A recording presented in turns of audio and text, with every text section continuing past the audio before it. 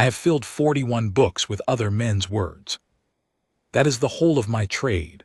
I am Ambrose Litt, and in the royal house of Harrogate I hold an office that nobody envies and nobody notices. Clerk of the watch roll, I keep the books.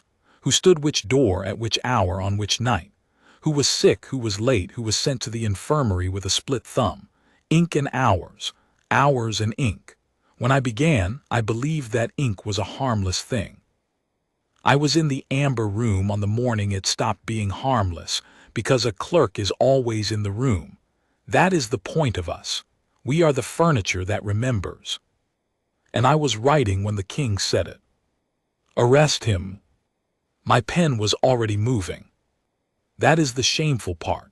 My hand had heard the order before my heart did, and the nib was already scratching *R across the page before any part of me thought to ask whether the word was true. 41 books. A man's hand learns to obey faster than his conscience does. Majesty, said Captain Deverell, and his voice had a crack down the middle of it like a bell struck wrong. Majesty, I ask leave to. You have no leave. King Alaric did not shout. That was the terrible thing. I had heard the king shout plenty of times, and shouting was nothing. Shouting was weather. This was not weather. His voice came out flat and dead level, the way a man speaks when he has already gone somewhere cold inside himself and shut the door behind him. You have no leave, Captain, because you commanded him, and I do not yet know what that makes you. Stand where you are. Deverell stood where he was. There were 9 of us in the amber room that morning. I remember it the way you remember the inside of a burning house, too clearly, in pieces that will not lie flat. The king, on his feet before the cold hearth in a plain gray coat, holding a folded letter in his left hand, as though it were something that had bitten him and might bite again. Queen Consort Morwenna, seated composed, her face arranged into an expression of great and gentle sorrow. Afterwards 100 people swore they had seen the truth in her face that morning, and they are liars, every one. There was nothing to see. She was sorrowful and still, and if you had walked into that room knowing nothing you would have thought her the only person there who was suffering. Crown Prince Rowan at the window, back half turned, one hand gripping the sill hard enough to whiten the knuckles. 26 years old and gray in the face. Under Steward Ivo Marsh, with a leather case under his arm. A small, neat man of 40 who wrote a beautiful hand, and had never in his life been noticed by anybody who mattered until that season. 4 guardsmen of the king's company along the east wall, in scarlet, bearskins on, rifles at the order. The youngest was a boy from the Fenn country named Bran Toller, and I had written his name into my books perhaps 200 times without ever once looking at his face. And in the middle of the carpet, alone at attention, stood the man they had come for. Sergeant Hollis Fenn, 31 years in the scarlet, a big, plain, weather-scoured man with hands like boat hooks and a chest that had never been the same since the fire at the old palace, so that he carried a cough in him always, low down, like a stone in a boot. He had stood the door of the king's bedchamber for 9 years. 9 years of standing in the dark outside a sleeping man's room, doing nothing, being nothing, keeping nothing out but the possibility of harm. The king held up the letter. This is your hand. Sergeant Fenn looked at it for a long time, longer than a man looks at a thing he has never seen, long enough that I felt my stomach turn over because I thought, he knows it. Whatever this is, he knows it. Yes, Majesty, he said, that is my hand. I heard Deverell make a sound. I have gone over that moment 10,000 times since, and I understand it now, and I understood nothing then. It was the finest forgery I have ever examined, and I have examined it since with a glass. The man who made it had copied the tremor at the foot of the *F*, the way Fenn's pen always dragged a hair when he crossed a *T*. Fenn was not a scholar. He looked at a page of his own writing that he had never written, and he did the only honest thing a plain man can do with his own handwriting. He owned it. Read it aloud, Master Litt, said the king. So I read it aloud. It is the only piece of writing in my life I would give my remaining years to unread. It was addressed to no one. It gave the hour at which the king's motorcar would leave the Ashgate on the night of the 11th, and the road it would take, and the place where the road narrows below the Cutwater Bridge and a car must slow to a walk, and the number of outriders, and the fact that the second outrider's lamp had been out of order for a fortnight. Every particular of it was exactly, precisely, hideously true. And on the night of the 11th, a lorry had come across the road below the Cutwater Bridge, and 2 men with iron bars had come out of the dark at the king's door, and the outriders had ridden them down and driven them into the river field and lost them in the fog, and King Alaric of Eldermore had sat in a stopped car for 11 minutes with his hand on the door latch, listening to men shout. Nobody died on the Cutwater Road. Nobody was even much hurt, unless you count the second outrider's collarbone. What was broken that night was not a bone. "Where did you get it?" said Deverell to Marsh, not to the king, and there was murder in it. Marsh did not look up. "From the locker of Sergeant Fenn," he said, in his soft accountant's voice, "in the company's strong room.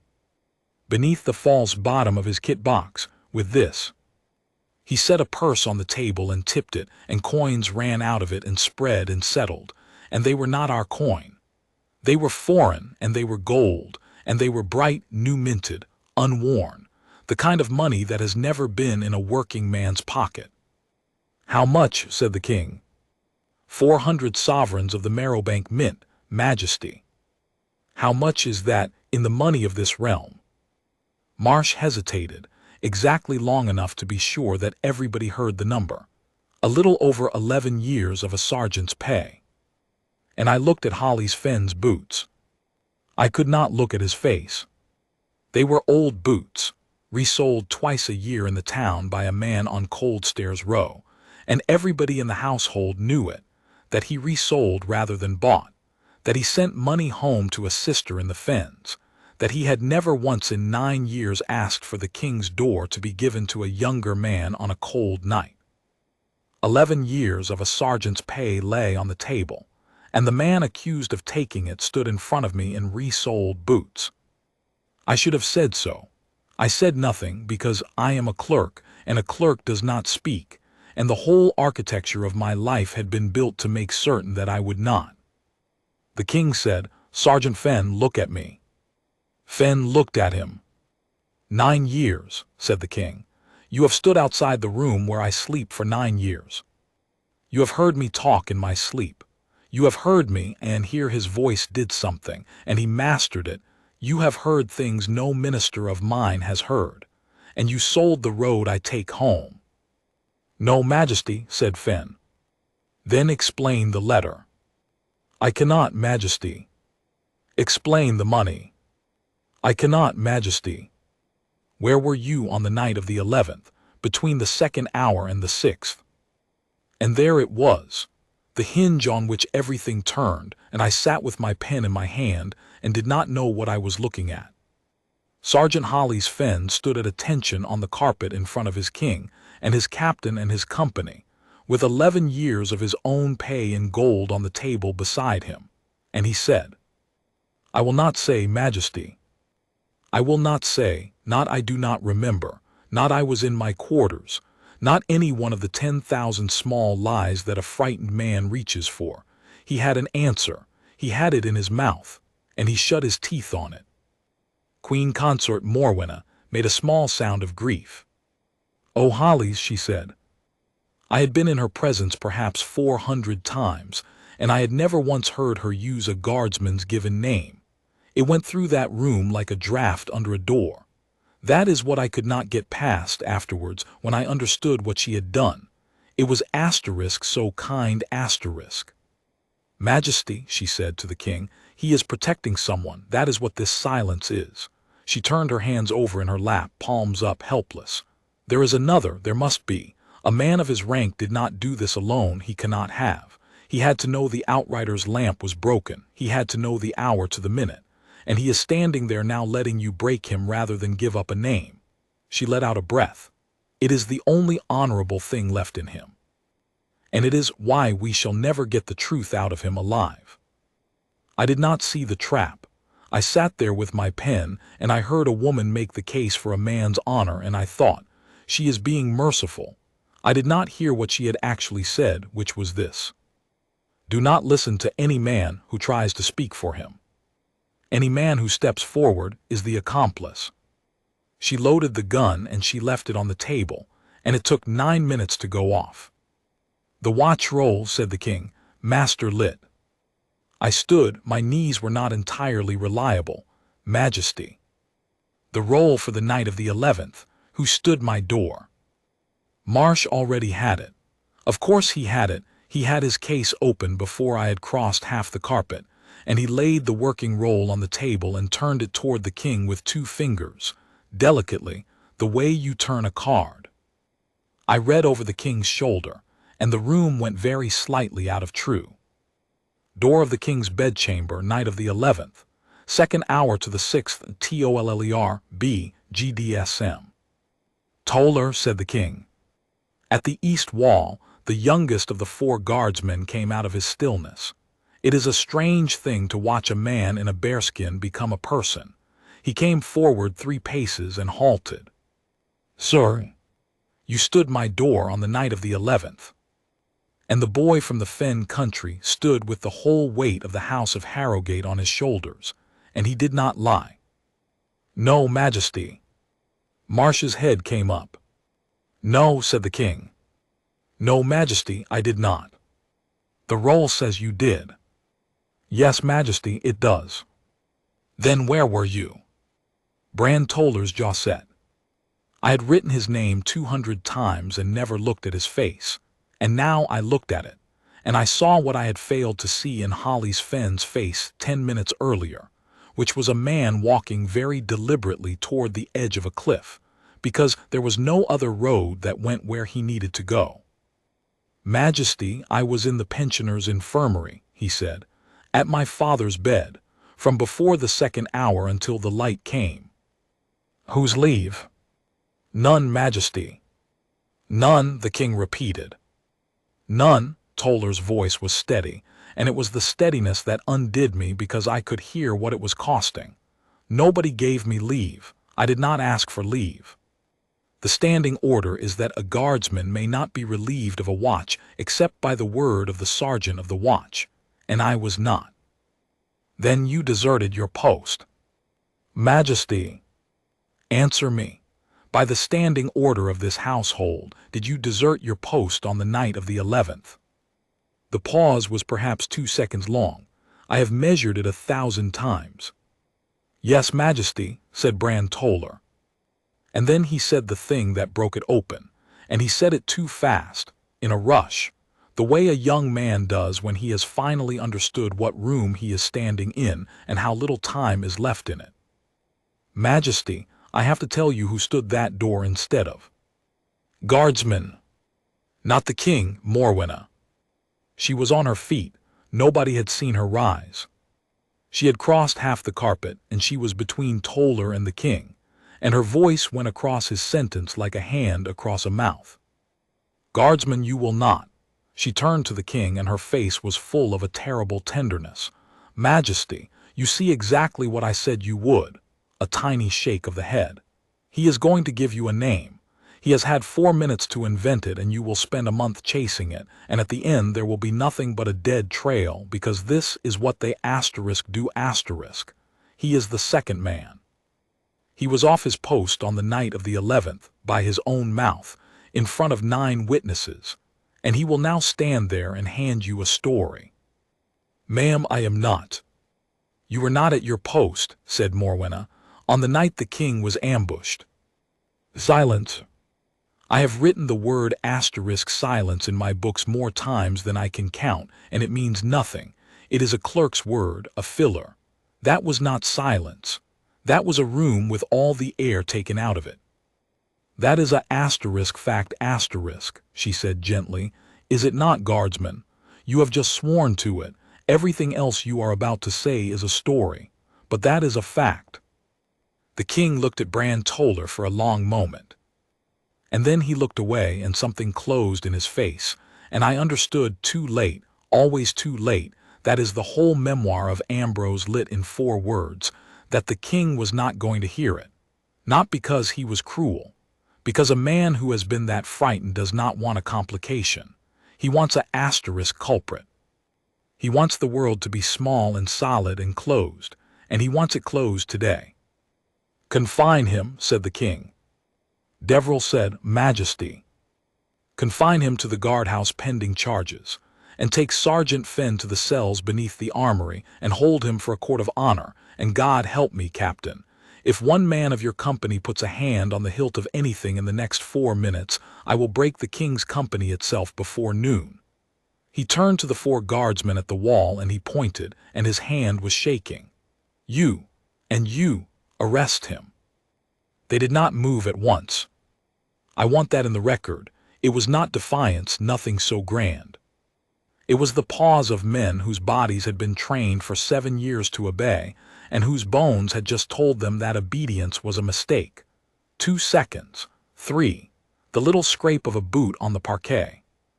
Then 2 of them walked out from the wall and took Sergeant Hollis Fenn by the arms. He did not resist. He turned his head at the last and he looked at Bran Toller, and I did not understand that look, and neither did anyone else in the room, and it was the most eloquent thing that happened that morning. It said, "Don't." They marched him out. Bran Toller went with 2 others, the other way, toward the guardhouse under the Ashgate arch, and I heard his boots on the stone long after I could not see him. And under Steward Ivo Marsh gathered up 400 gold sovereigns of the Marrowbank Mint, with the tidy, unhurried motions of a man clearing a table, and slid them into their purse, and slid the purse into his leather case, and clicked the catch. I sat down. I picked up my pen. There was a line of ink across my ledger where my hand had dragged. "Master Litt," said the king at the window, not turning, "read me back what you have." I read him back what I had. It took 11 seconds.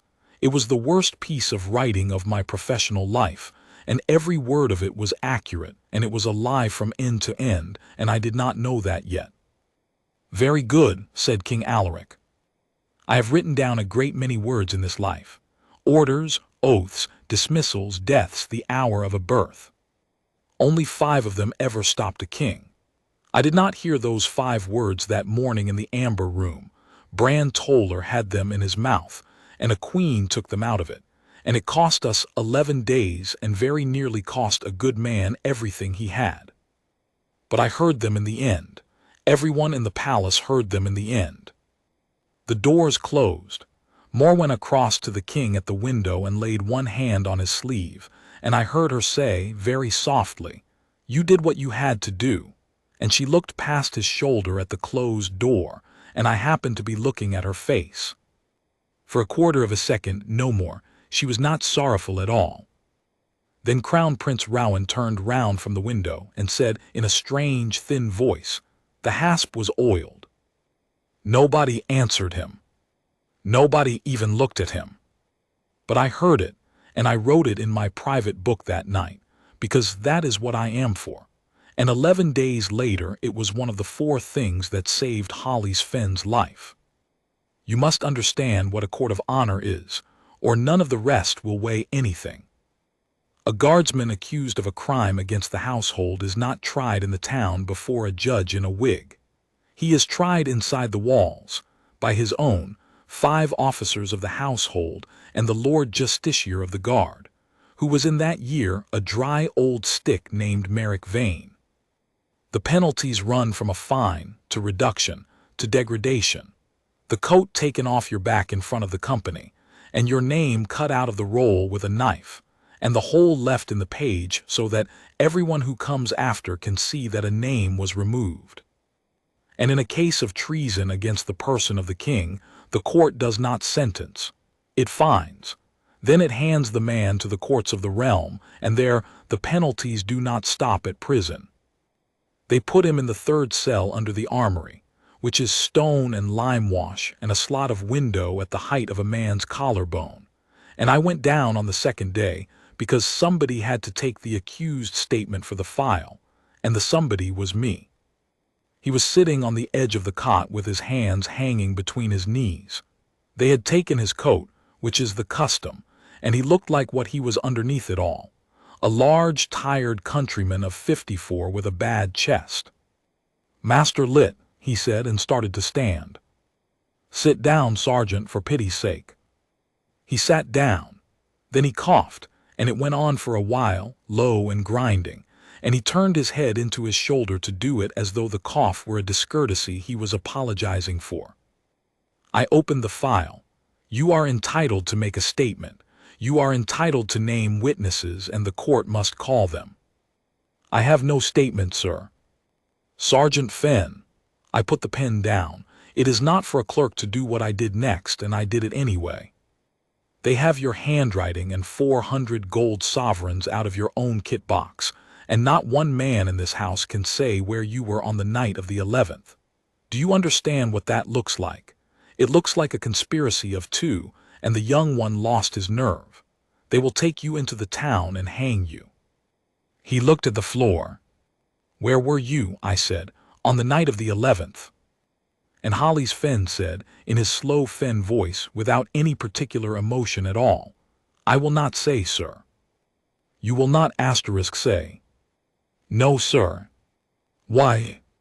"Because if I say it, sir," he said, "then a young man loses his coat, and his father goes into the ground with a stain on his name that he did not earn, and neither of those things is going to happen." He raised his head and looked at me with the mild, immovable patience of a boulder in a field. "And because I am 54, sir, and I have had my time, and he has not had his." "You are going to hang." "Then I shall have to bear it, sir." I sat on a stone bench in a cell under the armory, and I found that I could not see my own page. 41 books. And I had never once in any of them written a line that mattered. "Sergeant," I said when I could, "was it Toller? Did Toller stand your door, or did you stand his?"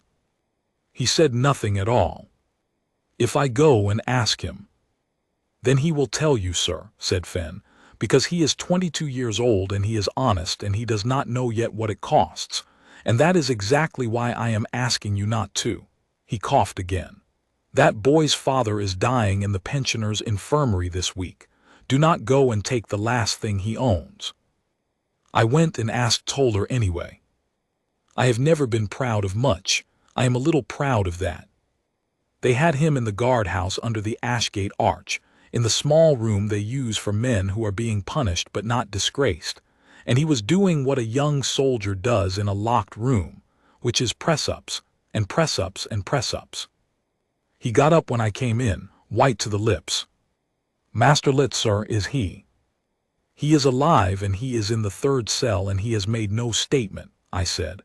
"Guardsman Toller, I am going to ask you a question, and before I ask it, I am going to tell you that Sergeant Fenn asked me not to, because the answer will cost you your coat. Do you understand that?" "Yes, sir." "Who stood the king's door on the night of the 11th? He did not hesitate for one instant. "Sergeant Fenn did, sir." I put my hand flat on the table. I did not trust it. "Say the whole of it." "My father is Havard Toller." He said the name as though I would know it, and then he saw that I did not, and something in his face went shut and then opened again, sadly, and I have been ashamed of that half-second for 12 years. "Sergeant Major, King's Company, 40 years' service. He's in the pensioners' infirmary. He's a breath, he's not going to come out of it, sir. On the 10th, Sister Halloway sent word up to the barracks that he was sinking, and I had the king's door on the 11th, and I never said a word to anybody because you don't, sir. You just don't. You stand your watch." "And Fenn found out." "Fenn found out." His mouth twisted. "I don't know how, he always did know. He came into the kitchen room at 1:30 in the morning while I was putting my chin strap on, and he took the strap out of my hand and he said, 'Go down to your father, Bran.' And I said, 'I can't, Sergeant, it's the king's door.' And he said," Toller stopped. "Go on." "He said, 'I've stood the king's door 9 years and the king has never needed me once. Your father needs you tonight. Go on down.'" The lime-washed room was very quiet. "He stood the 2nd hour to the 6th, said Toller, on top of his own watch. He'd already done the 8th to the 12th on the terrace in the rain. He stood 8 hours of that night, and he was back on the terrace at 9 in the morning, and I never even thanked him properly, sir. I said it like you'd say it for a cup of tea." "And the roll?" "The roll says me, because the roll's written before the watch, sir, not after. Nobody changed it. Nobody was hiding anything. It's just," and here he looked at me with the honest bewilderment of a young man who has always assumed that the world's paperwork is a description of the world, "it's just what the roll said we were going to do. Sergeant Mott would have corrected it in the morning. He always does." "Sergeant Ivor Mott, sergeant of the watch." "Toller," I said slowly, "did Sergeant Mott correct it?" "He must have, sir. He always—" "Did you see him correct it?" And Brand Toller stopped, with his mouth open, and I watched the first hairline crack go through the surface of a young man's assumption that books are true. "No, sir," he said, "I never looked." I went back up to the chapter room and took out the working watch roll for the 11th, and sat down with it under the lamp, and looked at the line that said TOLLER B GDSM. And for one full minute I could not see anything wrong with it at all. That is the thing about a good forgery. It does not look wrong. It looks right, which is a much rarer and more expensive quality. Then I turned the leaf over. And I must explain what a watch roll is, or you will not see what I saw. It is a sewn book. The leaves are folded into gatherings of 8, stitched through the fold with linen thread, and the thread goes through 5 holes, made with an awl by a bindery in the town before the book is ever brought into the palace. 5 holes, always 5, always the same spacing because the bindery uses a jig. The leaf for the night of the 11th had *6*. It had 5 holes that lined up with the rest of the book, and one that did not. A 6th, at the head of the fold, a little ragged.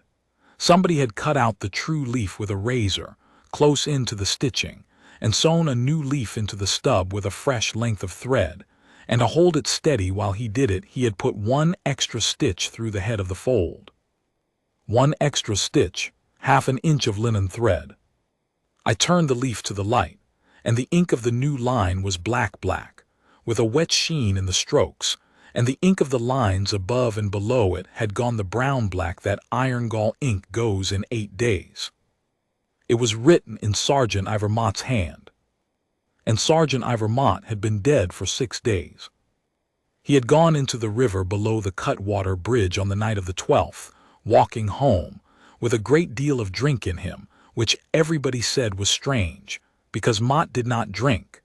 And then everybody stopped saying it, because there was a great deal else to talk about that week, and a sergeant of the watch is not a large thing to lose. I put the roll down. My hands were not steady. Then I did the clerk's thing, the thing I had been trained to do for 41 books. I did not run to the king. I took the roll to the strong room, and I put it in its box, and I turned the key, and I went to find the only man in the palace who had said an unaccountable thing in the amber room. The hasp was oiled. The crown prince was in the stable yard, because the crown prince, when he could not think, went and stood next to a horse. When I told him what I had found in the fold of the 11th, he put both hands over his face and stood like that for a long time. "They cut a page out of the watch roll," he said, through his fingers. "Yes, sir, and Sergeant Mott is in the river." Rowan took his hands down. His eyes were red. "The hasp was oiled," he said. "Nobody heard me say it." "I heard you, sir. I wrote it down." He gave a short, unhappy bark of a laugh. "Of course you did. I was there, in the strong room when they found the money. Marsh came to me, not to my father, not to Deverell, with a face like a man about to be sick, and said he had received information he prayed was false, and begged me to attend the search, so that no one could ever say the guard had searched its own and got the answer it wanted. He made me the witness. He made *me the reason nobody could question it." "Sir," Fenn's padlock was closed, Marsh had a bolt cutter brought, and I stood there and watched him lift the false bottom out of that box, and the money was under it, and I have not slept since. He looked at me, and the hasp was oiled asterisk lit, black with fresh oil, and the 4 boxes either side of it dry as bones and rusted stiff. And do you know what I thought? I thought, how careful he was, the old fraud, to keep his hinges quiet. He stopped. I thought that, said the Crown Prince of Eldermore, about a man who has stood outside my father's bedroom door every second night for 9 years. That is the man I have turned out to be. We went to the king together that same afternoon, and we got nowhere. It was not that Alaric did not listen. He sat at the long table in the cabinet room with the working roll in front of him, and held the leaf up to the window and counted the stitch holes himself. And I watched a king count to 6 with his finger, and I thought, we have him, it is done. And then under Steward Ivo Marsh, who had been standing at the end of the table the entire time, because he was always in the room, said, "May I ask a question, Majesty? Master Lit, who has the keys to the strong room in which the watch roll is kept?" I felt the floor tilt. "I do. Only you. The clerk of the watch roll holds 1 key. The master of the keys holds the duplicate sealed." "And has that seal been broken?" "No." "So," said Marsh to the king gently, "never once to me, which is the whole art of it. For 8 days the only man who could open the box in which that book lies has been Master Ambrose Lit. And now he brings us that book and says, 'Look, Majesty, somebody has cut a page out of it.' He let it sit. I do not accuse. I would not dream of accusing. I only observe that a page cut out of a locked book is not evidence against the world. It is evidence against the man with the key." And Alaric looked at me. I saw the doubt go into him, the way water goes into cloth, and I watched the man I had served for 22 years look at me, as though I were a stranger who had come too close to him in a lane at night. "Father," said Rowan, "that is grotesque. It is a question any advocate in the realm would ask in the first minute, and if my clerk of the watch roll cannot answer it here among friends, he will not answer it in the great hall in front of Merrick Vane." Alaric put the roll down.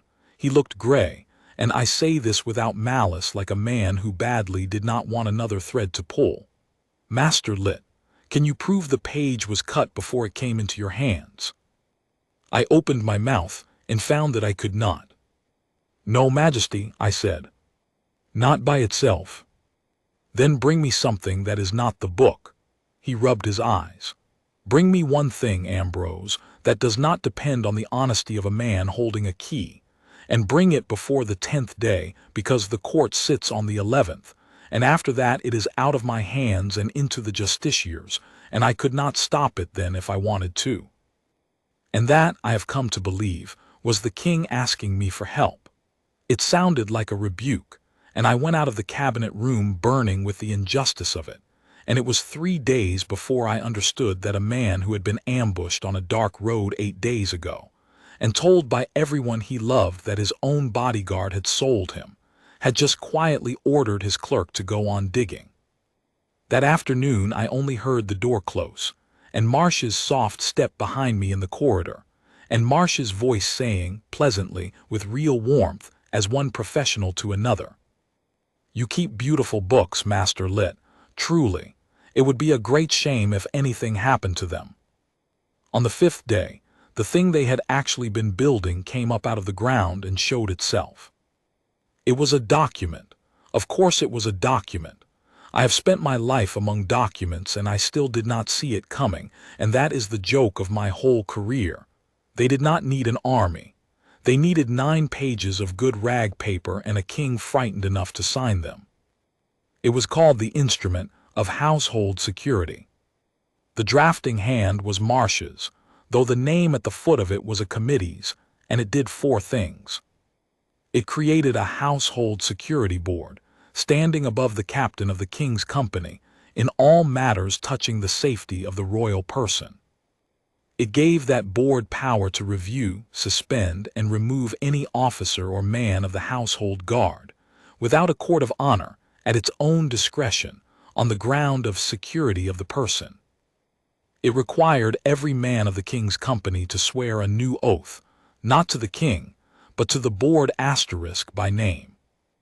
And it required that the board's president be a member of the royal house who is not in the line of succession, to place it beyond faction. There is exactly one such person in the royal house of Harrogate. I sat in the council chamber at my little desk in the corner and watched Queen Consort Morwenna receive the news of her own appointment with an expression of exhausted reluctance, and I thought, she staged an ambush on her own husband's motorcar to get 9 pages of paper. I could not prove that, and I cannot prove it to this day. The 2 men below the Cutwater Bridge went into the fog and were never found. But I understood the shape of the thing at last, and it was so simple that I could have wept. You cannot take a king's guard away from him. Not by force, not by decree, not by any means at all. A king will never willingly loosen the hand of the men who stand between him and the dark, unless the dark has already come at him once. Unless you make him believe that the hand at his shoulder was the one that opened the door. Then he will give up his guard with both hands, and thank you for taking it, and sign whatever you like. Hollis Fenn was not the target. Hollis Fenn was the lever *, and he was the lever because he was the best of us. If you want a king to stop trusting his guard, you do not accuse the worst man in the company. You accuse the best *, the one nobody could believe of it, and you prove it anyway. You do not break the weak link. You break the one nobody thought could break. The council debated the instrument for 2 hours and 40 minutes. The Chancellor of the Exchequer objected to the cost. Nobody objected to anything else. It was resolved to be laid before the king for signature on the 12th day of the month, the day after the court of honor, which by then would have found a sergeant of the king's company guilty of selling his master's road. The timing was not a coincidence. The timing was the entire plan. They suspended Captain Deverell on the 6th day. The letter was 3 lines long and countersigned by the board that did not yet legally exist, and Deverell, a hard, unimaginative, deeply decent man of 45 who had never in his life had an idea that was not about soldiering, read it twice, standing in the yard, and then folded it and put it in his breast pocket and went and stood on the terrace where he had no business being any more, all afternoon in the rain at attention, until the light went. Nobody ordered it. Nobody dared speak to him. And on the 7th day, they brought the new oath into the barracks. It was Marsh who brought it, with 2 clerks and a table and a great fat ledger with numbers already printed down the left margin, 1 to 411, because he was a tidy man and he had counted us. They set the table up in the middle of the drill yard in the sun.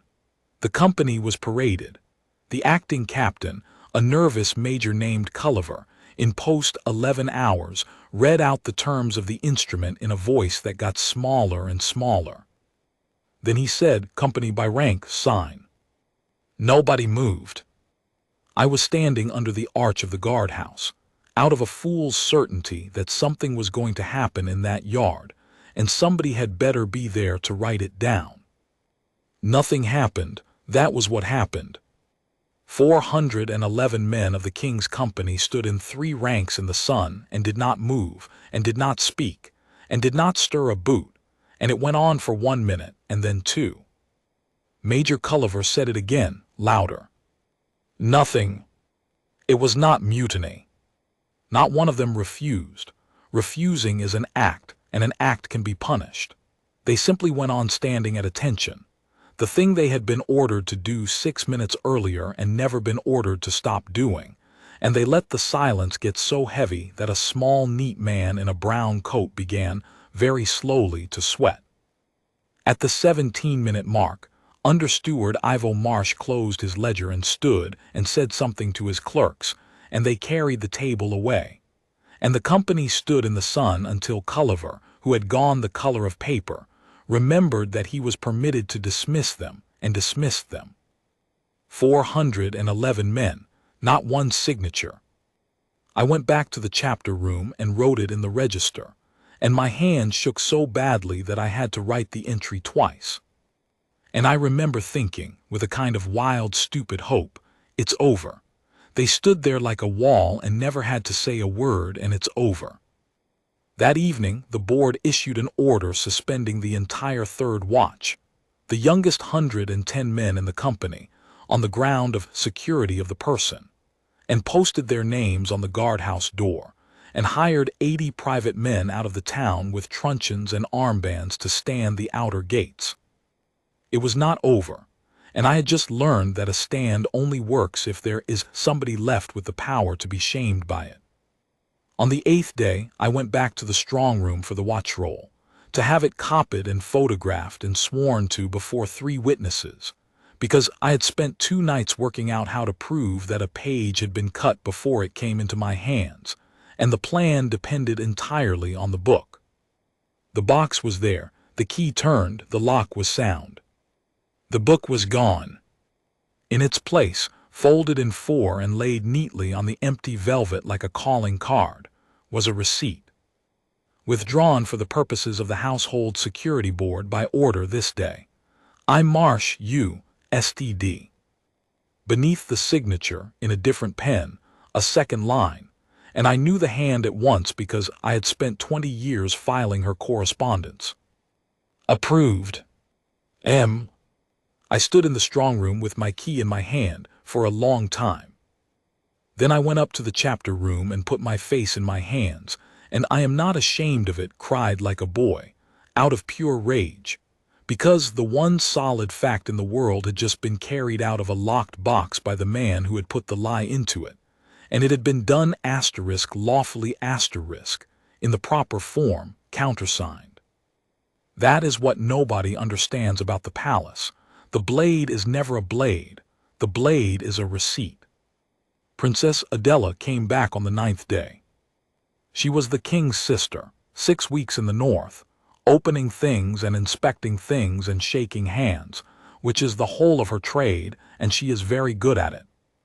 She came in through the ash gate at 4 in the afternoon in a mud-spattered car with 2 dogs in the back, and she got out. And she looked at the 80 hired men in armbands standing where her brother's guardsmen should have been standing, and she stood absolutely still for about 5 seconds. Then she said to nobody, "Where is Deverell?" Somebody told her. "Where is Hollis Fenn?" Somebody told her that too. Princess Adela of Eldermore is a short, weathered woman who has never in her life said an elegant thing on purpose. And she looked round that gateway at the armbands and the empty sentry box where a man in scarlet had stood since before her grandfather was born, and she said, very clearly, "What in God's name has been going on in my brother's house?" And for about 18 hours everything changed. I was in her sitting room within the hour, and she went through my folder, the stitch holes, the ink, the oiled hasp, the drowned sergeant of the watch, Toller's account, the receipt with a pencil in her hand and mud on the carpet, asking short, brutal questions, and at the end of it she sat back and said, "So the whole thing hangs on one page that no longer exists?" "Yes, ma'am." "And on the word of a guardsman who admits he deserted his post?" "Yes, ma'am." "And you want me to take that to my brother, who was nearly killed 9 days ago and hasn't slept since, and tell him that his wife arranged it?" She looked at me over the pencil. "Master Litt, I have known you for 30 years, and I have never once heard you say anything interesting, and I want you to know that this makes it very much harder to disbelieve you." She went to him that night. She was with him for 2 hours. And she got him. That is the cruelest part of the whole story. She got him. At 11:30 at night, King Alaric sent for me, and he was standing at the window of the cabinet room in his shirt-sleeves with his sister behind him, and he said, "Ambrose, I am going to postpone the court, and have the roll brought back out of the board's hands, and every man on the 11th watch questioned by my sister and not by Marsh, and if what you say is true, I will burn that instrument in this grate with my own hands." "Majesty," I said. "And if it is not true," he said, God help you." "Yes, Majesty." He almost smiled. He looked 20 years younger for about 4 seconds. "Go to bed, Ambrose. You look like a drowned dog." I went to bed. I slept, for the first time in 9 days, like a stone. And at 20 minutes past 7 the next morning, they produced the witnesses. There were 2 of them. Guardsman Irwin Pate, 24. Guardsman Combe Roof, 23. Both of the second watch, 2 ordinary young faces whose names I had written in my books 40 times each without ever looking at either of them, and I am done now with not looking at people. They swore, before Merrick Vane and 2 officers of the household, that on the night of the 11th they had been detailed to the inner corridor, that at a quarter past the 2nd hour they had seen Sergeant Hollis Fenn come down the King's Stair in his greatcoat, alone, that he had told them the door was covered, that he had gone out through the small door under the Ashgate arch, and that he had not come back before their watch ended at 6. They were very good. Not too much detail, not too little. Pate stumbled over a date and corrected himself, which is exactly what an honest man does. Roof wept. I thought for weeks it must have been shame.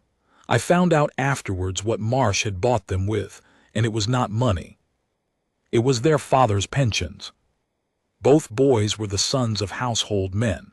Both fathers were on the pension list, and the pension list was administered, as of the 5th day, by the Household Security Board. 2 lines in a letter. "We note that your father's entitlement is under review." That is all it takes. You do not have to threaten a decent young man. You only have to show him a door with his father behind it and put your hand on the handle and wait. And their testimony did not merely convict Fenn. It destroyed Bran Toller. Because Toller had sworn, in front of the king and 9 witnesses, that he had not stood the king's door on the night of the 11th. And now 2 guardsmen swore that Fenn had left the door at the 2nd hour and never come back. If both of those things were true, then on the night his king was ambushed, the door of the king's bedchamber had stood empty for 4 hours, and the boy whose name was on the roll had been off in the dark somewhere with no leave, no witness, and no explanation but a dying father he could not produce, because Havard Toller by then had not spoken a coherent sentence in 6 days. That was the trap, and it had been perfect from the first morning. The truth, Fenn stood my watch so I could sit with my father, was now the exact shape of the lie a guilty man would invent. At noon on the 10th day, the Household Security Board laid a charge of desertion of post and complicity against Guardsman Bran Toller, and joined him to the Court of Honor, set to sit at 10 in the morning on the 11th day, as it had been all along. And Princess Adela went to her brother a second time, and she was with him for 40 minutes, and she came out white to the lips, and she found me in the corridor, and she said, "He is going to let it sit." "Ma'am." "He has to." Her jaw worked. 2 guardsmen have sworn on oath lit too. If he stops a court of honor to save a man that 2 of his own soldiers have sworn against, on the word of a clerk with a key and a boy with no alibi, then he is not a king protecting his guard. He is a king interfering in the discipline of his own army to shield a favorite, and half the realm will say the ambush was staged by his own household to give him the excuse. She laughed, without any humor in it. They have built it so that the only way out is through. He can only sit in that hall and watch it happen. Then he must attend, ma'am. He is attending. He told me he would sit in that hall and look at Hollis Fenn's face while it is done to him, because it is his order and he will not have it done behind his back. That is the only thing my brother has left. She started away down the corridor, then she stopped. "Lit, the book's asterisk." She turned round. "You people copy everything. I have signed 100 forms in triplicate in this house and cursed you for everyone. Are you seriously telling me that the movement of every man of the king's company on the most important night of my brother's life exists in asterisk 1 single volume asterisk, and that volume is now in the hands of the woman who—" And I sat down. I did not decide to. There was a bench in the corridor and I found myself on it. Master Lit. The fair copy, I said, and my voice came out very strange. Ma'am, the working roll is written by the sergeant of the watch in the guardroom with corrections, but it is not the record. It was never the record. The record is the household register, copied out fair by hand by the clerk of the watch roll at the end of every month, every line, every name, every hour bound and sealed and shelved in the chapter room for 100 years. Princess Adela did not move. When, she said, was the last time anybody did that? And I looked up at her and said, on the 1st of this month, ma'am, and the 1st of last month, and the 1st of every month for 22 years, and I have never once been thanked for it, and never once been asked for it, and 3 controllers have told me it was a waste of the household's ink. Here is the thing about being a small man in a great house. Nobody watches you. That is the whole of the injury, and it is also once in a lifetime the whole of the weapon. Ivo Marsh had thought about the watch roll beautifully. The razor, the stitch holes, the ink, the receipt, the counter-signature, the keys. He had thought about how to take the book and how to make the taking lawful. He had not thought about the fair copy, because in 11 years nobody in that palace had ever once told Ivo Marsh that the fair copy existed. Why would they? It was a dusty pedantry performed by a dusty pedant. It had no power. It was not used. The month of the 11th had been copied fair by my own hand from the working roll as Sergeant Ivermont left it, with his own morning correction on it in his own pen. And I had copied that line without reading it, the way you copy 4,000 lines without reading any of them, never knowing for one moment that I was holding the life of a man in the nib of my pen. We ran. A princess of the realm and a 68-year-old clerk ran down the west corridor of the palace of Harrogate at 3 o'clock in the afternoon on the 10th day, and her dogs came with us, barking, thinking it was a game. The chapter room was empty. Not empty of people, empty. The long shelves were bare. There were pale rectangles in the dust where 140 years of household registers had stood, and a smell of size and new paint, and a card pinned to the door in a beautiful clerkly hand. Chapter room closed for redecoration by order of the Household Security Board. Contents removed to the bindery for repair and rebinding. Og and daughter, Coldstairs Row. Adela read it over my shoulder. He's burning them, she said. No, ma'am. I found that I was smiling and that it was not a pleasant smile and that I did not care. He can't. 140 volumes going into a furnace is a thing that 30 men would see and 40 men would talk about, and he is a tidy man, ma'am. He does not burn things, he files them. He has sent them to a bindery to be taken apart and rebound. And when they come back there will be 140 volumes on that shelf, every one of them perfect, and one line will be different, and nobody will ever know, because the only man who would ever look at them is me. Then we go to the bindery. Yes, ma'am. Now. Yes, ma'am. Og and daughter, Coldstairs Row. The same bindery that makes the watch rolls. The same bindery that punches 5 holes with a jig. 4 streets down from the Ashgate, in a lane that smells of paste and hot glue, run by a woman of about 70 named Han Og with forearms like a stevedore's. We got there at 4:20 with the dogs. The registers were stacked on the long bench in the back room, and 11 of them were already pulled apart, boards off, spines stripped, and my heart went sideways, and Han Og looked up from the press and said, "Master Lit, you look shocking." Han, this month's. The unbound quires, the ones I brought in on the 1st. Not touched. It's not for rebinding, it's for asterisk binding, it's this year's. Where? Behind you in the... And a young man in a leather apron came in from the yard with a package under his arm, and stopped dead when he saw us. He was 19. He had been given a shilling, and told to carry a parcel of loose paper up to the palace, and hand it to a gentleman in a brown coat at the tradesman's gate, and he had not the faintest idea what he was holding. He was holding the month of the 11th. Adela's dogs, who had spent 9 days in a car and had opinions about it, went for him joyfully. He backed into the doorframe. The parcel came out from under his arm and burst on the flags. And 106 loose leaves of the fair copy of the household register went up into the air and came down all over the floor like snow. I got down on my hands and knees on the flagstones, and I went through them with both hands. And in the middle of the 8th day of the month, in my own dreadful cramped upright script that 3 controllers had told me was a waste of the household's ink, I found the line. Night of the 11th, door of the King's bedchamber, 2nd HR, 6th HR, FENN HSJT, double watch by his own asking, GDSM, TOLLERB. Released to the pensioner's infirmary at his father's sinking, my leave not the company's, and on my head, IMOTT of the watch.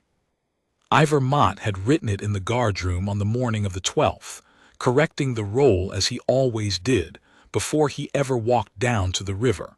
He had signed his own death warrant with that line, and he had never known it.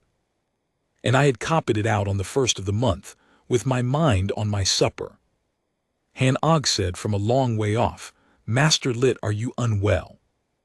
"No," I said from the floor on my knees with a dead man's handwriting in my 2 hands. "No, Han, I am very well. I am the best I have ever been in my life." The court of honor sat at 10 o'clock the next morning. We did not take the fair copy to the king that night. I wanted to. I argued with a princess of the realm in a moving motor car for 4 streets, and she let me finish, and then she said, "And what happens, Master Lit, when we lay it on the table in the cabinet room at midnight, in a room where Ivo Marsh is standing at the end of it with his case under his arm?"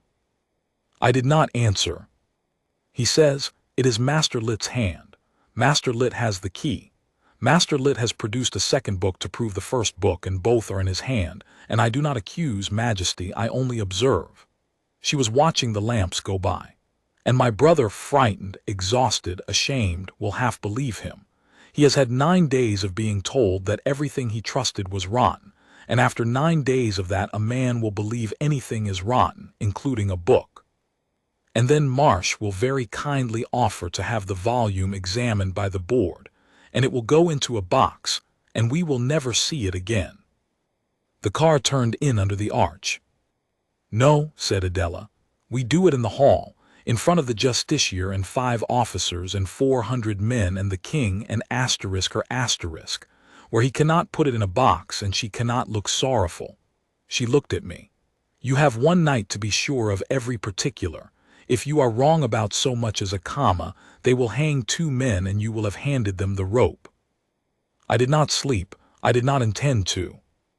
I sat in the chapter room among the pale rectangles in the dust, with a lamp and a glass and 106 loose leaves, and the file of the household's requisitions for the current year, a thing nobody has ever read, and which I had bound myself in the spring. At 10 minutes past 4 in the morning I found the last piece, and I laughed out loud in an empty room, and then put my head down on the desk. Because I file everything. That is not a virtue. It is a defect of character. It is why 3 controllers of the household have thought me a waste of ink. But I file everything. They formed up at 8:30, and nobody ordered it. I came out into the forecourt with my folder under my arm and stopped dead, because the entire King's company was standing there in full ceremonial dress. Scarlet, bearskins, white gloves, arms at the order, in 3 ranks that went from the fountain to the gates, in the gray morning, in absolute silence. Every man, the 411, the 110 suspended men who had no right to be there and had put their coats on anyway, and the pensioners, old men, in coats given them at their discharge that mostly no longer fitted, standing at the end of the line with their chins up and their hands shaking. At the head of the parade, in a coat with the captain's braid cut off it, because he had cut it off himself, with a penknife at his own table, being a literal-minded man, stood Captain Deverell. He had no authority. He was, in the strictest legal sense, a private citizen standing on royal ground without leave, and every man behind him was off duty, suspended, or retired. They did not cheer, or shout, or petition, or block a gate. They stood at attention, facing the doors of the great hall, and went on standing. The 80 hired men in armbands watched them from the wall and did not go near them. At 9:45, King Alaric came round the corner of the fountain on his way to the hall and stopped. Nobody had told him.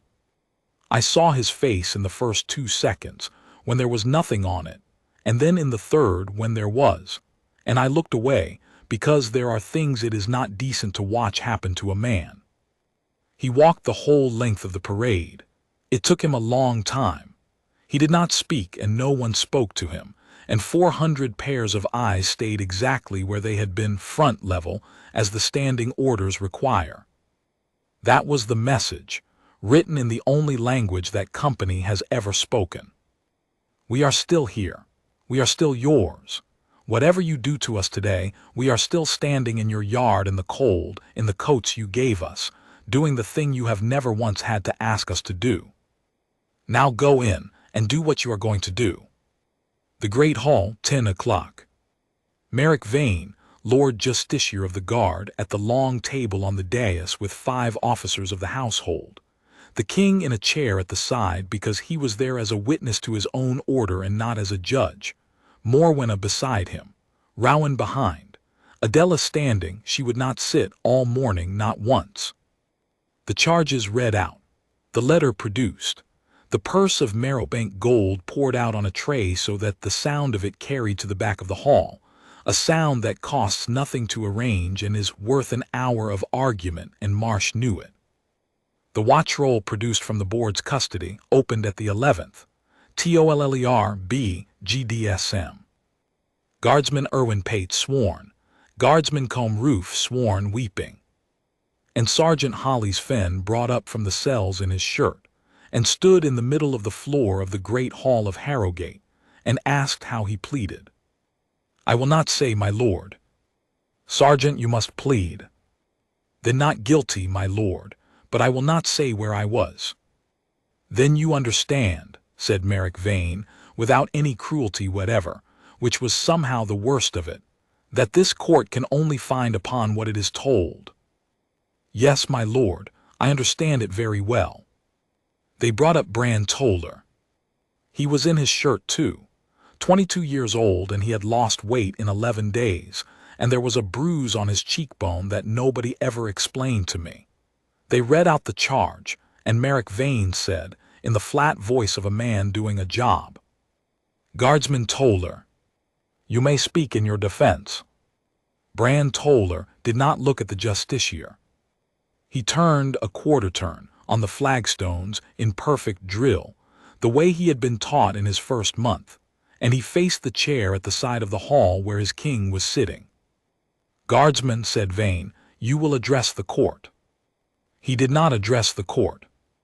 Guardsman Toller, you will address the court. And King Alaric said quietly, let him speak.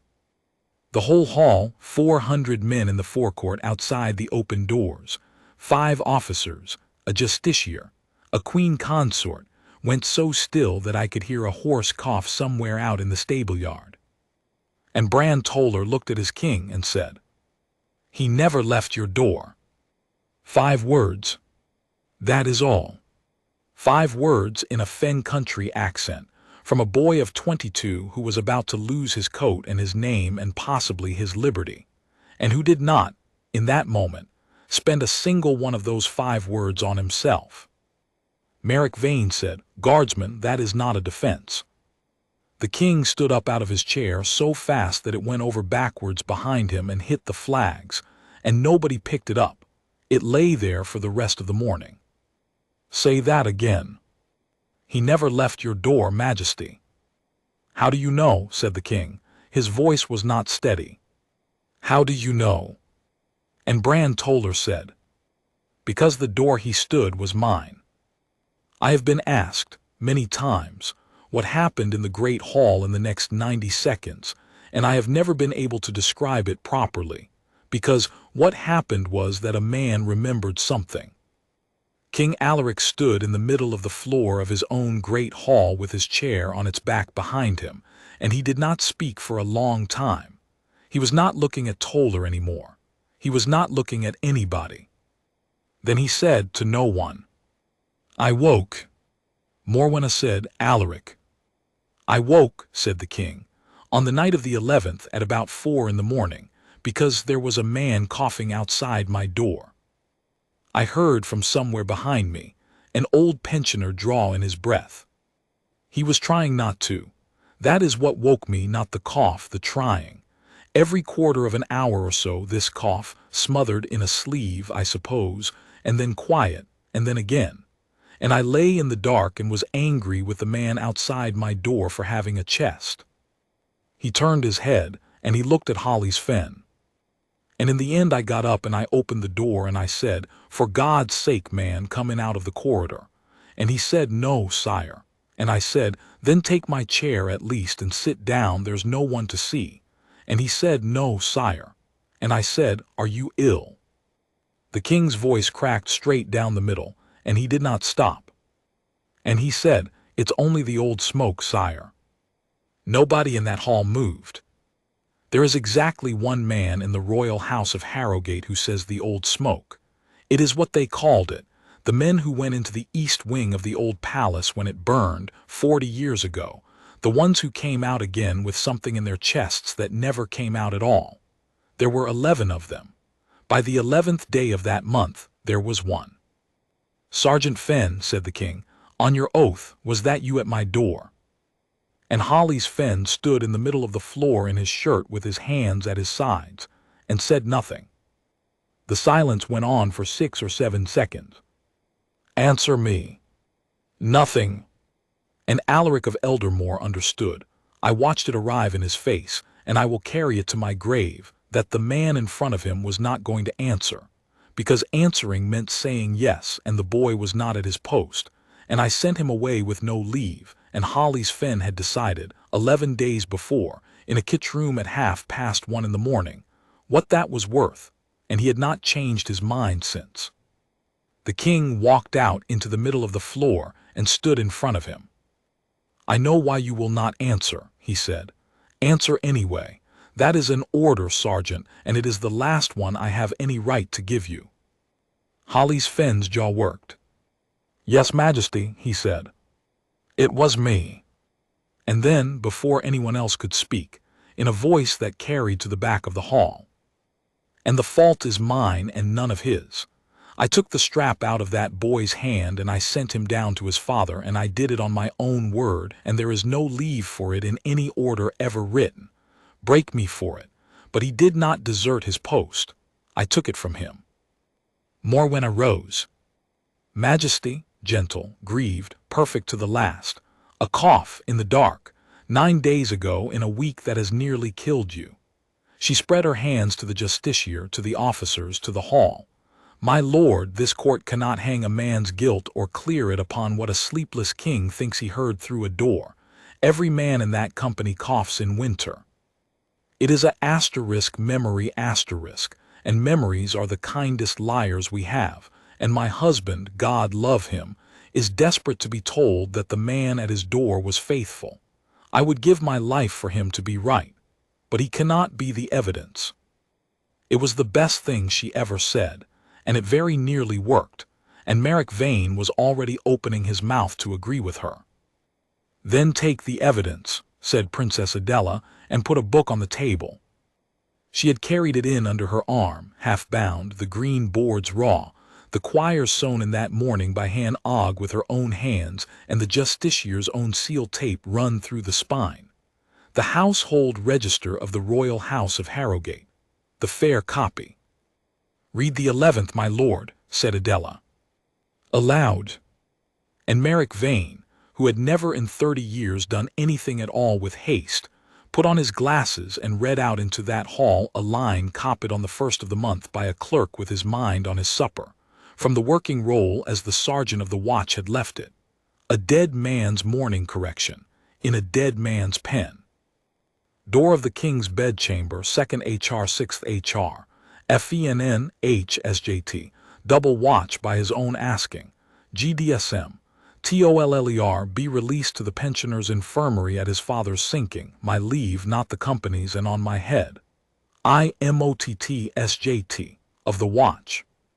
Marsh said, that is Master Lit's hand. It is, I said. I had been waiting 11 days to be asked. It is my hand, under steward, and there is only one page in this business that is not asterisk in mine, and I should like the court to hold it up to that window. They held it up to the window, the leaf sewn into the working roll with 6 stitch holes instead of 5, the leaf that said TOLLER, B. Asterisk, and the light of a gray morning came through it, and in the middle of it, plain to every man in that hall, floated a watermark, a crown, and 3 wee tears. The watch roll is made by Og and daughter of Coldstairs Row on unwatermarked stock, as it has been for 140 years, I said. That paper is a crown and wheat rag laid, 14 reams, purchased for the use of the Household Security Board on the 5th day of this month. I have the requisition. It is signed by Under Steward Ivo Marsh. I laid it on the table. The page that damns Sergeant Fenn was written on paper that did not exist until 6 days after the night it describes. Nobody said anything at all.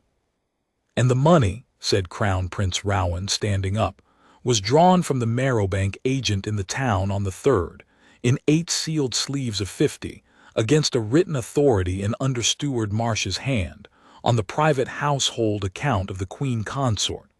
I have the counterfoil. I fetched it myself, yesterday, on foot, because I did not trust anybody in this palace to fetch it for me, and I wanted in the record that the man who found that gold in Hollis Fenn's kit box was me, and that I believed it, and that I will be a long time forgiving myself. And Guardsman Combe Roof, 23 years old, put his hand inside his shirt and took out a folded letter and held it up above his head with his arm shaking, and said, in a voice that broke on the first word, they said they'd stop my father's pension. Ivo Marsh did not run. Tidy men never do. He stood at the end of the table with his case under his arm and watched it come apart, item by item, in the proper order, with the correct signatures, which is, I have always thought, exactly the death he would have chosen. Morwenna looked at the king and began, Alaric, I have never in my life seen that requisition. And King Alaric said, be quiet. 2 words. He did not raise his voice. He was not looking at her. He was looking at Hollis Fenn's boots. 9 years you have stood outside the room where I sleep, he said, and on the one night in my life that a man came at me out of the dark, you were standing there coughing and refusing my chair, and I sat in this hall and let it be done to you. He turned to the justiciar. My lord, I gave the order for that arrest. It was my order and it was a lie, and the lie was mine to check, and I did not check it. Enter that. Enter it exactly. Merrick Vane said, Majesty, I do not think. Master Lit, said the king, write it. I wrote it. It is in the register still. Anyone may see it. Volume 42, the 11th day. The king acknowledges before this court that the order of arrest was given upon false evidence, and that 4 men obeyed it, and that one did not, and that the one who did not was right. Then he sent for the instrument of household security, and they brought it in, 9 pages of good rag paper with a crown and 3 wee tears in every leaf, and he did not tear it up, because tearing things is theater. He handed it to Deverell, and Deverell put it in the hall fire, and 400 men in the forecourt heard the whole hall stand up when the paper caught. The rest is procedure, and procedure is my trade, so I shall be brief. Ivo Marsh went to the courts of the realm and was tried for forgery, for perjury procured, and for conspiracy against the person of the king, and he is in the fortress at Stanmere and will die there.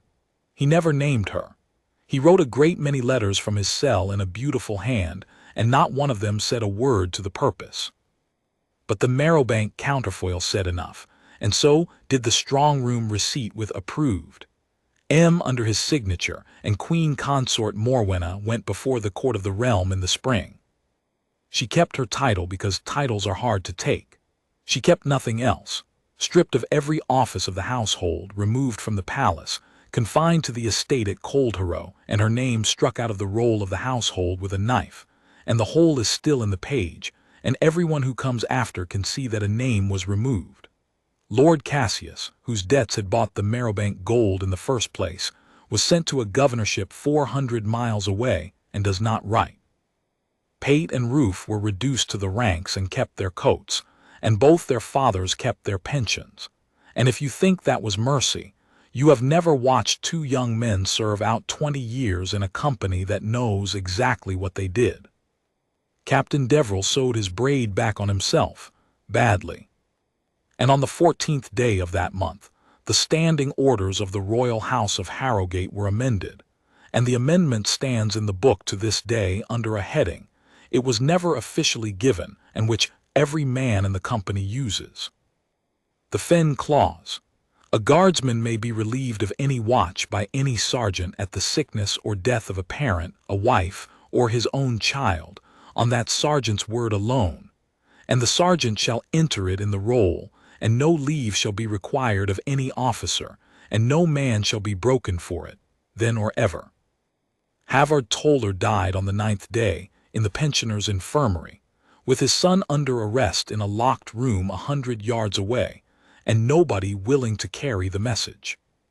They buried him from the guard chapel on a bright cold morning with the full honors of a sergeant major of the King's company, which is 6 pallbearers, the muffled drums, and the company standing. It was Sergeant Hollis Fenn who asked for it. It was the only thing he asked for, in the whole of that business, when a king who did not know how to apologize to a soldier stood in front of him in the great hall and asked him what he wanted. Bran Toller carried the head of his father's coffin. He had been out of the cells for 4 days. He is a color sergeant now, and he has a daughter, and I am told she is a holy terror. And King Alaric of Eldermore came to that funeral, and stood at the back in the cold with the pensioners, among the old coats that no longer fitted, and would not be given a chair. I am 68 years old, and I still keep the books. I keep them better now. I copy the fair copy on the 1st of every month, in my own cramped upright hand, and no controller has told me it is a waste of the household's ink since the spring of that year, and I do not expect that any ever will again. Sergeant Hollis Fenn went back to the door. They offered him a commission, and he refused it. They offered him the Ashgate, which is warm, and a seat, and he refused that too, and he stood the door of the king's bedchamber for 4 more winters until his chest finally beat him, and then he went home to the Fens to his sister, and he lives there yet, and the king writes to him, and I have seen one of the letters, and it is not the sort of thing a king generally writes. I asked him once, down in the cell in the worst of it, when I still thought he was a fool, why he had not simply told them the truth on the first morning and saved himself. He thought about it for a long time. Then he said, "Because a man's word is either good on a bad day, sir, or it was never good at all. That is the whole of it.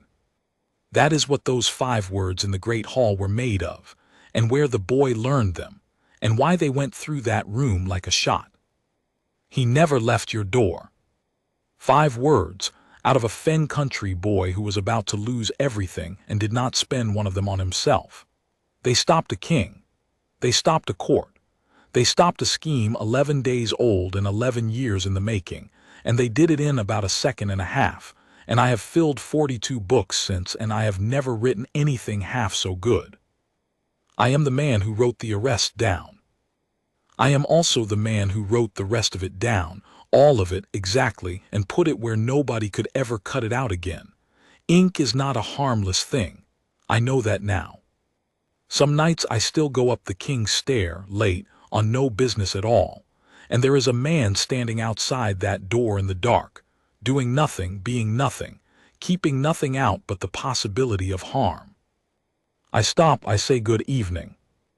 And he says, "Good evening, Master Lit," and goes back to being a wall. That is the whole trade. That is all it has ever been. And if you ever find yourself in a great hall with the truth in your mouth and everything you own on the table, I hope you will remember that it took a boy of 22 words to save 2 lives, and that he was not permitted to speak, and he spoke anyway.